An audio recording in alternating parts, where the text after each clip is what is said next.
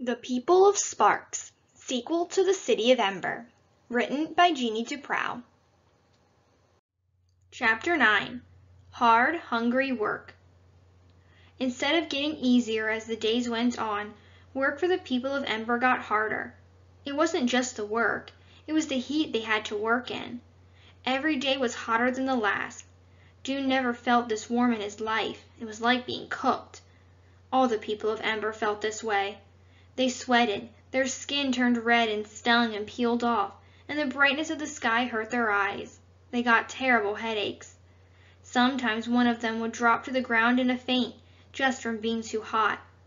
At times like these, people thought, "This is a dreadful place we have come to." They put their hands over their eyes, missing the familiar darkness. The team leaders tried to be understanding when their workers drooped and fainted, but the people of Sparks were used to the heat. Beside them, the people of Ember seemed like weaklings. A few times, Dune saw the leader of his team press his lips together and drum his fingers against his leg when one of the Emberites had to sit down and rest. Dune's team leader was Chugger Frisk, a big, stubble-jawed man who didn't talk much except to give directions. Every day he sent his team wherever it was needed most. Dune did all kinds of jobs over the next few weeks. He dug ditches for the pipes that conducted water from the river to the crops in the fields. He repaired the wagons that hauled the produce home from the fields. He milked the goats out in the goat pasture and made sure the water troughs for the oxen were full. He picked fruit, built fences, planted seeds, stirred vats of soap, and dug chicken droppings into this cabbage field. Except for being so hot, he didn't mind the work. He was getting strong, and he liked being strong. He liked feeling the muscles in his arms getting harder, and he liked being taller. He knew he was taller because his old pants were too short. The feeling of being a new person in this new world stayed with him. He would be 13 soon, not a child anymore. Working was making him sturdy and ready for anything. Besides, as he worked, he was finding out all kinds of things he wanted to learn. How did the pumps work that brought water up from the river to the fields? How was cheese made, and shoes, and candles? Where did they get the ice that kept things cold in their big ice houses? What were the bushy-tailed animals that scurried up trees, and the long rope-like animals that he sometimes almost stepped on in the grass? He wanted to know how houses were built, and what glass was made of, and how bicycles worked. It was exciting having so much to learn. But every time he remembered that he and his people had less than 6 months to learn it, less than 6 months to master all the skills they'd need to build a town of their own, a worm of fear twisted in his stomach. Chugger wouldn't answer questions. He was too busy giving directions or working. So Dune often asked his questions at lunch. Sometimes Ordney answered him. Sometimes Martha did. Ordney's answers were more like lectures, and Martha's were more like boasts. After a while, it was clear that both of them were getting tired of questions, so Dune asked fewer of them. One day, Kenny followed him outside after lunch and stretched up to whisper in his ear. "I can show you where there's answers to your questions," he said. "Want me to?" "Sure," said Dune. "Right now?" said Kenny. "Okay," said Dune. Kenny led him through the streets of the village, going first toward the river and then away from it, along a street that led out away from the houses and into a grove of oak trees. "There," said Kenny, pointing ahead. At first, Dune saw only the long line of a roof above the trees. Then the street opened out into a big empty space that he could see had once been covered with pavement. Now the pavement was cracked and weeds grew up through it. To the left of this span of pavement stood a huge building, a rectangular structure so tremendous it could have held both the Ember School and the Gathering Hall. At the end facing them were 2 massive wooden doors, which Kenny walked toward. "In the ancient days," Kenny said, "you didn't have to open these. They were made of glass, and they had eyes and opened as soon as they saw you." "That can't be," said Dune. "It was, though," Kenny said. Above the doors was a sign missing most of its letters. It was a long sign, so you could tell whatever it used to say was a long word, but now all it said was Oop-Ark. "What does that mean?" Dune asked, pointing to the sign. "I don't know," Kenny said. "We just call it the Ark. It's our storehouse. We're going around to the back." He led the way around the side of the building to a small door in the back wall, which he opened. He had to push hard because something was behind the door that had to be shoved out of the way. Dune peered into the darkness. At first, he couldn't make out what he was seeing. Lumpy mountains appeared to fill the room to the ceiling and spread from wall to wall. He took a step forward, but his foot jammed against something hard on the floor. "There's answers to everything in here," said Kenny. As his eyes adjusted to the dimness, Dune saw that the room was full of, was it boxes? No, they almost looked like books. They lay in toppling stacks, giant heaps, sliding mounds, as if they had been dumped in from an enormous bucket. Some of them lay open with their pages crumpled. Some were so warped that their covers curved. The smell of ancient dust and mold arose from them. He reached down and picked one up. Its cover was furred with dust. He opened it and saw pages of tiny, neat printing. It was a book, yes. Not like the books of Ember. These were much bigger and sturdier and had much more writing. He riffled the pages. More dust flew up, but he couldn't tell what the book was about. One page said, Chapter 15, The Thermodynamics of Aluminum. He had no idea what that meant. "This is amazing," said Dune.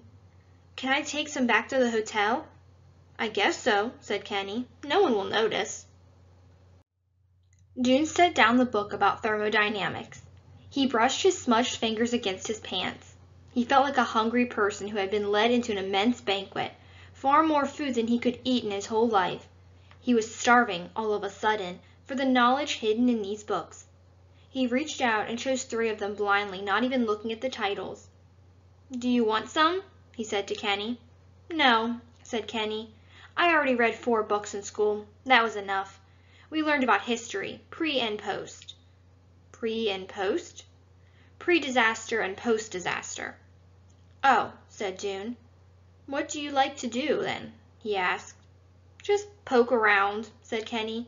"I poke around in the woods. You could come with me sometime," he said, looking up at Dune with hopeful eyes. "If you want." "Maybe I will," Dune said, though he was thinking he probably wouldn't. He had so many other things in his mind to do. Besides, Kenny was a little young to be his friend. During the first week after the Emberites arrived, Martha Parton had showed off her cooking skills at lunch every day. She made mashed potato pie, fresh peas with chives, walnut croquettes, mushroom gravy, cheese popovers, red onion and bean dumplings, scrambled eggs with tomato jam, apricot pudding, and apple butter cookies. Every time she brought in a new dish, she said, "I don't imagine you had these where you came from," or "This will be new to you." And the Ember guests would say, "You're right, we've never had this. We've never tasted anything so delicious. It's wonderful." And Martha's mouth would crimp into a small, pleased smile. As time went on, however, the food at lunchtime became plainer. Martha got tired of making something new every day to impress her guests. What they found in their dinner and breakfast parcels became less interesting, too. Usually it was some chunks of cornbread, 10 or 12 carrot sticks, and a few slimy bits of goat cheese. If they were lucky, there might be a hard-boiled egg. Martha took to mentioning, as if it were a little joke, that even though the Partons were given extra food from the storehouse because of the extra people, it seemed as if they had less. Wasn't that odd? Dune started to feel hungry a fair amount of the time, and he knew the others did too. His father never spoke of it, but Edward Pocket griped about the food every evening. "I know I'm old and small," he'd say, polishing off the last crumbs of both his dinner and breakfast, "but that doesn't mean I can live on air." One day, Ordney made a disturbing announcement. The cabbage crop, he said, was going to be smaller than expected. Worms had got into it. They'd have only about 2/3 of the cabbage they had last year. After this, not only was the food at lunchtime plainer, but there was less of it. One week they had string beans, last year's pickled cabbage, and goat's milk pudding for lunch 4 days in a row, and when they opened their baskets at dinner time, they found only a bottle of cold potato soup to serve as both dinner and breakfast. Clary had started a garden just a few days after the Emberites arrived at the Pioneer Hotel. She cleared a patch of ground about 40 square feet not far from the riverbank and planted seeds that she had brought from Ember. Children who were too little to go to work in the village helped her pull weeds and fetch buckets of water from the river. Old people sat in the shade giving her advice. After a while, green shoots appeared in rows on the patch of dirt, and Clary was out there every morning and every evening tending them. In several weeks there would be a little extra food for the people of Ember out on their own front yard. But it wouldn't be nearly enough. Some people were already grumbling about their skimpy dinner parcels. One night, when Dune was in room 215 eating with his father and the others, he heard voices in the hall and went down to see a cluster of people a few doors down. Lizzie was there. Dune spotted the red cloud of her hair. Tick was there too. His voice carried above the rest. "Well, I got 3 carrots, a plum, and a chunk of sour cheese," he said. "Lucky me. That ought to keep me going for a while."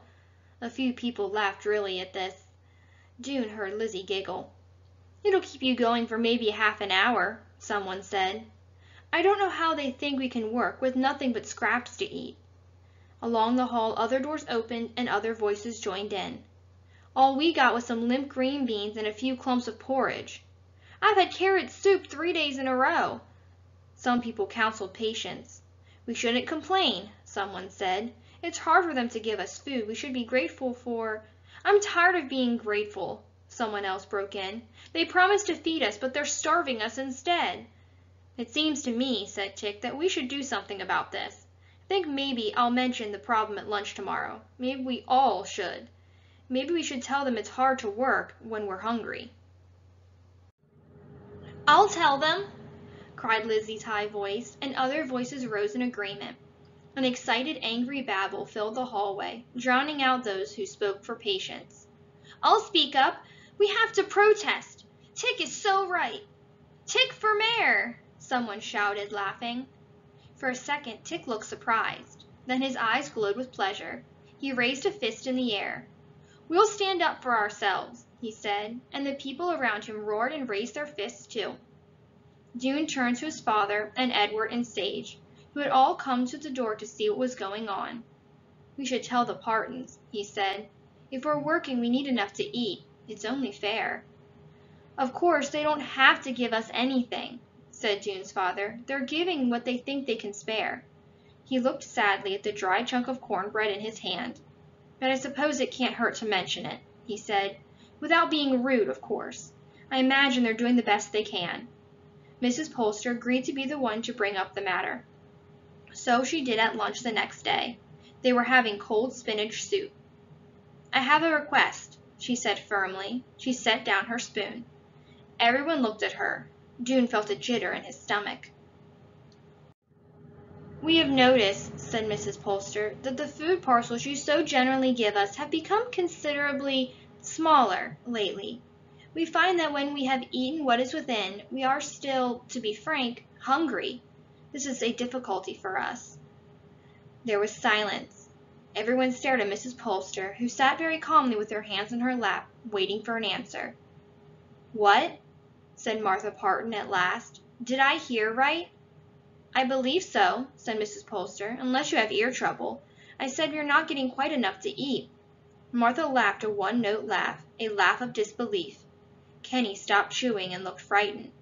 Orny drew himself up and cleared his throat. "I am surprised," he said. "I thought you people understood the situation." "We do, indeed," said Dune's father hastily. "We're very grateful for what you've done for us. It's just that we're working quite hard," said Clary.